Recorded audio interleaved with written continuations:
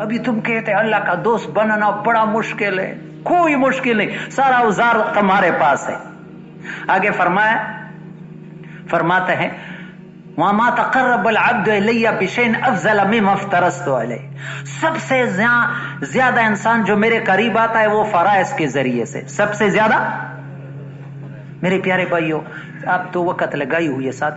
اس وقت لوگ نوافل میں مشغول ہے، فرائض کو ضائع کر رہے ہیں.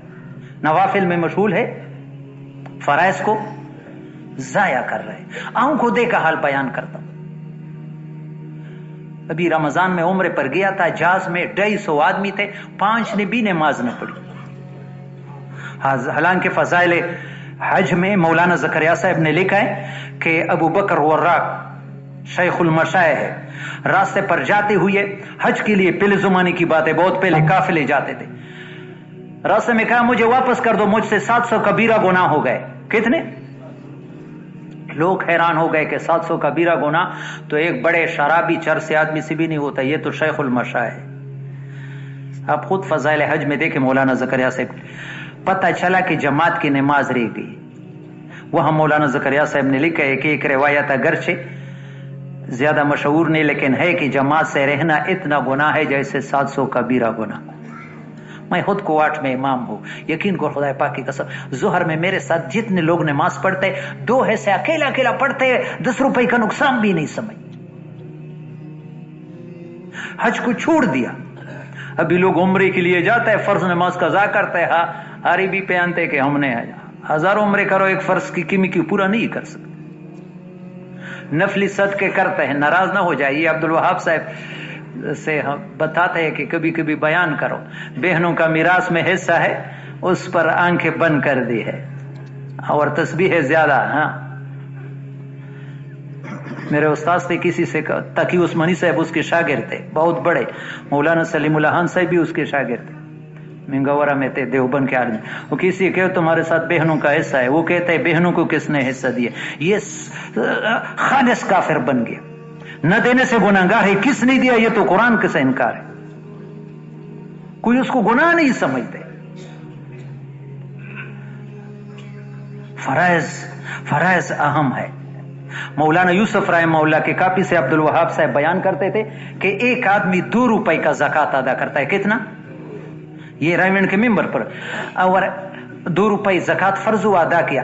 دوسرا آدمی احد پہاڑ سونے کا بن گیا، اللہ کے نام پر نفلی صدقہ کر دیا. وہ سونے کا پہاڑ سے 2 روپے کا ثواب زیادہ ہے. فرق کیا ہے؟ وہ نفل ہے. یہ تبلیغ کو ثابت نہ کرو لوگوں سے کہ یہ اتنا کام ہے، بس کر لو. تبلیغ گٹھو ماں، تبلیغ کا وہی. ورنہ مولانا الیاس رحمۃ اللہ، یہ مولانا الیاس کوئی جذبے میں بات نہیں کیے ہو، قرآن حدیث کی روشنی میں حال کا سب سے بڑا فریضہ دعوت ہے. اس کا بدل بڑے سے بڑا عمل نہیں ہو سکتا. امت کو کوئی کام بھی نہیں سمجھتا. اور یہ جو پریشانیاں ہے اور بھی وجہ ہے، لیکن سب سے بڑا وجہ اس کام کا نہ کرنا ہے.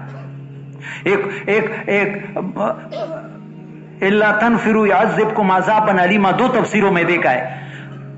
دعوت دی گئی بعض قبیلوں والوں کو، انہوں نے خروج نہیں نکلے، اللہ نے ان پر بارشیں بند کر دی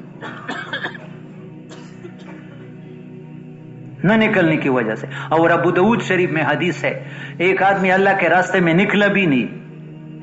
3 چیزیں ہیں ابو داؤد کی.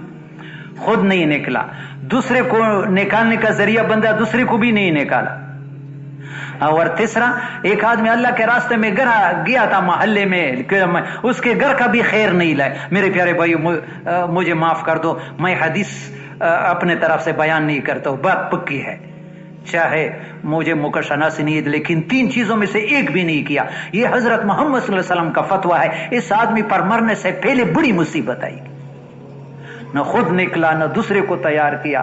ایک آدمی اللہ کے راستے میں، کل ایک کتاب میں دیکھا قبیلہ ابو لحیان کو نبی علیہ السلام نے پیغام بھیجا کہ 2 آدمی ہو تو ایک کو اللہ کے راستے میں بھیج دو، ایک گھر پر رہے، اور جو گھر پر رہے ان کے گھر کا خیال رکھے، اس کو بھی اس کا آدھا اجر ملے گا.